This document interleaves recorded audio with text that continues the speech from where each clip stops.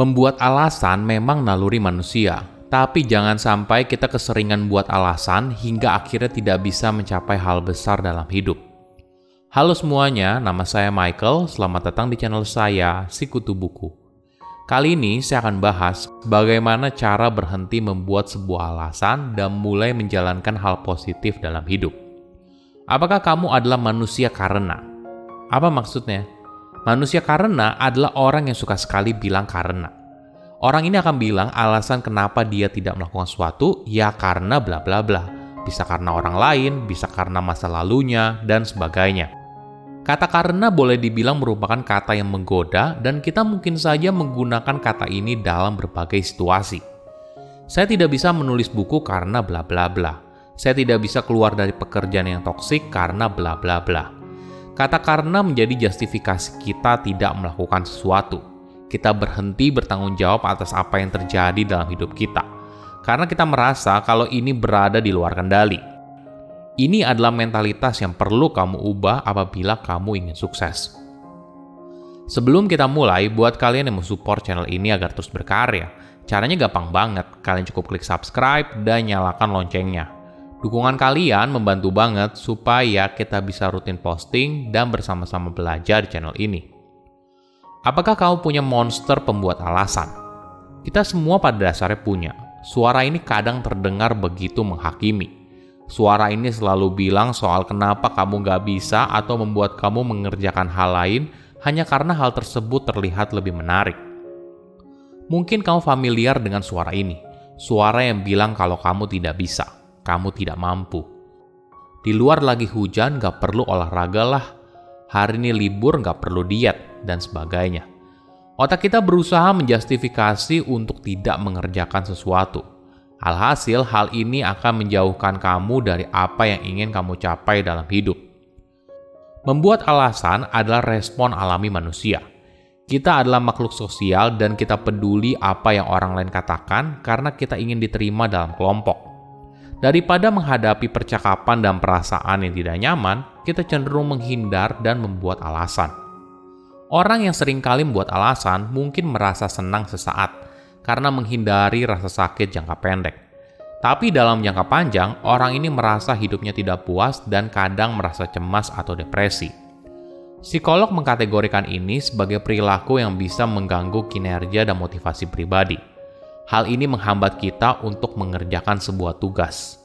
Tapi apabila digali lebih dalam, ini merupakan hasrat tak sadar seorang untuk melindungi dirinya sendiri dari kecemasan dan rasa malu.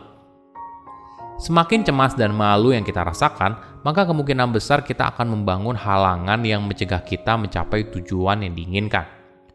Membuat alasan seringkali mengalihkan fokus dari masalah yang berkaitan dengan diri kepada sesuatu yang relatif tidak penting.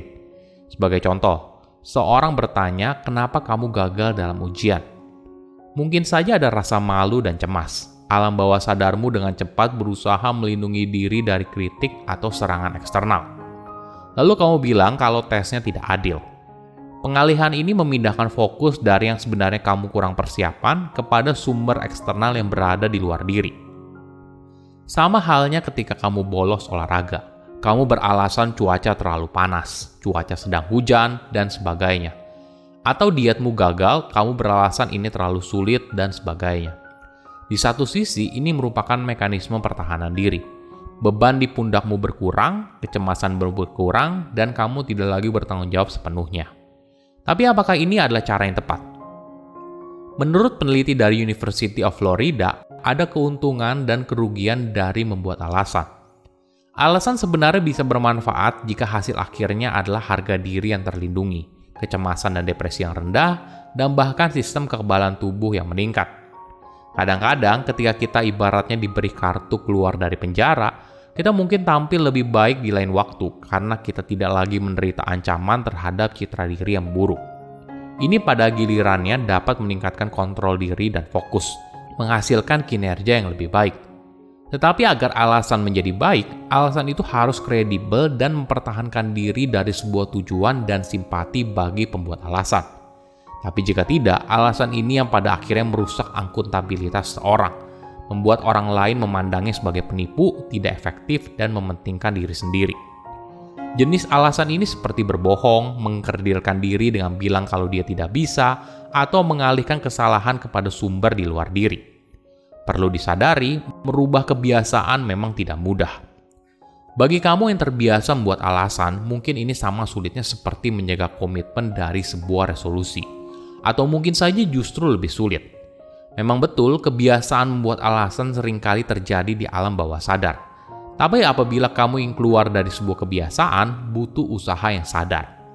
Ada sebuah studi yang menarik. Bagian otak kita yang berhubungan dengan pembentuk sebuah kebiasaan menunjukkan kalau perilaku yang semi otomatis, misalnya keceplosan dalam membuat sebuah alasan, itu sebenarnya masih berada dalam kendali. Mungkin kita seringkali membuat alasan dengan berbagai cara. Tapi bagaimana kalau kita bisa fokus pada resolusi besar di awal? Apakah kita ingin menjadi lebih baik dari tahun lalu? Oke, bagaimana caranya untuk berhenti membuat alasan? Pertama, sadari kalau kamu perlu keluar dari zona nyaman. Jika kamu ingin belajar untuk berhenti membuat alasan, maka kamu perlu fokus pada kenapa kamu ingin meningkatkan hidup. Ketika ada keraguan di dalam diri, maka kamu akan mulai membuat alasan untuk menjustifikasi segala sesuatu tetap sama. Alhasil, otakmu masuk ke dalam mode kabur atau melawan. Jadi, setiap alasan yang kamu buat adalah cara untuk menjustifikasi kamu kembali ke zona nyaman. Sayangnya, ini adalah zona berbahaya. Zona nyaman berisi segala macam kebiasaan yang kamu lakukan. Kamu tidak akan bisa berubah jika kamu hanya fokus di zona ini. Ibarat kata pepatah, sesuatu yang membantu kamu sampai ke titik ini belum tentu akan membantu kamu ke titik selanjutnya. Kedua, fokus pada motivasi. Akan selalu ada alasan untuk menunggu hingga besok. Tapi ingat, setiap kali kamu membuat alasan, kamu akan menerima status quo dalam hidup. Oleh karena itu, kamu butuh passion dan motivasi. Tanya ke dirimu sendiri, bagaimana hidupmu di masa depan ketika kamu berhasil mencapai tujuan yang kamu inginkan? Apakah kamu bisa merawat keluargamu dengan lebih baik, mendukung tujuan yang kamu yakini, atau mewujudkan mimpi masa kecilmu? Apapun alasannya, memahami alasan yang bisa menghambat kamu merupakan sebuah peluang untuk menciptakan masa depan yang lebih baik. Ketiga, melawan rasa takut gagal. Orang yang berhenti membuat alasan adalah orang yang menerima fakta kalau mereka tidak selalu benar di saat pertama. Namun sayangnya, banyak orang terjebak dalam rasa takut gagal, sehingga menjadi pembenaran atas sesuatu yang tidak dikerjakan. Memulai sesuatu yang baru memang tidak mudah. Otak kita berusaha untuk membuat kita merasa aman. Alhasil, pikiran kita dipenuhi begitu banyak gambar dan skenario terburuk. Misalnya begini, jika kamu ingin pindah tempat kerja atau memulai bisnismu sendiri, otakmu mungkin akan khawatir apabila kamu meninggalkan pekerjaanmu yang stabil. Ketika kamu mulai membayangkan dirimu keluar dari tempat kerja sekarang, pikiranmu mungkin akan mulai membuat begitu banyak alasan kenapa kamu harus tetap di sana. Kamu mulai melakukan refleksi diri, apakah dengan memutuskan untuk keluar merupakan pilihan yang tepat?